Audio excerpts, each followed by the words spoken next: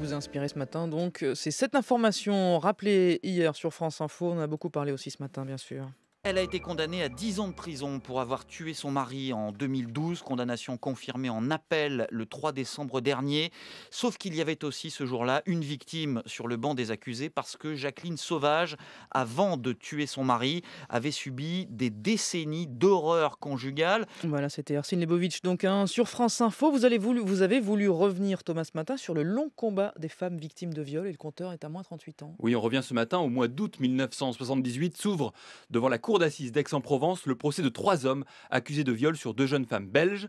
Une affaire qui date de 4 ans. Les mouvements féministes, l'avocate Gisèle Halimi en tête, ont fait de cette affaire considérée comme banale. À l'époque, le procès du viol, le 3 août 1978, le jugement tombe. Le procès des 2 Marseillais et du Parisien qui ont été condamnés hier à Aix-en-Provence à 6 et 4 ans de réclusion criminelle pour avoir violé 2 jeunes filles a été beaucoup plus le procès de la notion de consentement en matière de viol que celui des inculpés. Dans le fond, maître Gisèle Halimi est plutôt contente. Dès le début de sa plaidoirie, elle dépassait le cas des 3 hommes présents dans le box en s'écriant « Quand une femme dit non, il faut désormais que l'on comprenne que c'est non et que ce n'est pas oui ». Mais le vrai combat des femmes doit se poursuivre, Gisèle Halimi l'a dit à notre envoyé spécial Hugues Girard.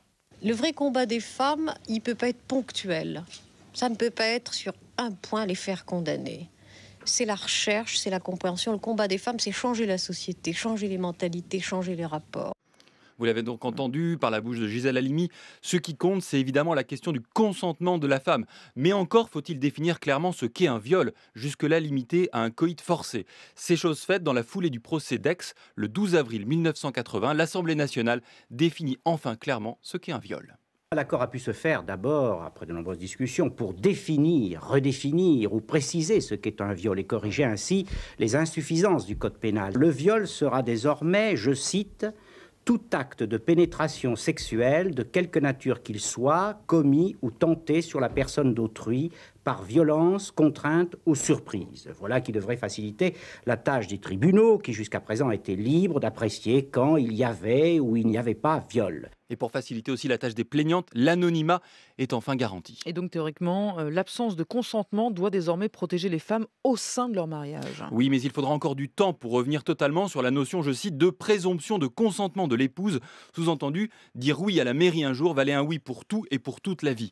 Ce n'est qu'en 2010, Fabienne, 2010, que la référence à la présomption de consentement disparaît, le texte précisant que le viol est réalisé lorsqu'un rapport sexuel est imposé, et je cite, quelle que soit la nature des relations existant entre l'agresseur et sa victime, et on précise, y compris s'ils sont unis par les liens du mariage. 2010. Le calvaire de Jacqueline Sauvage prouve qu'il reste du chemin à parcourir, des combats à mener pour que cette loi, pour que cette précision de la loi s'impose partout et pour tous. Thomas Negaroff sur France Info, 8h56.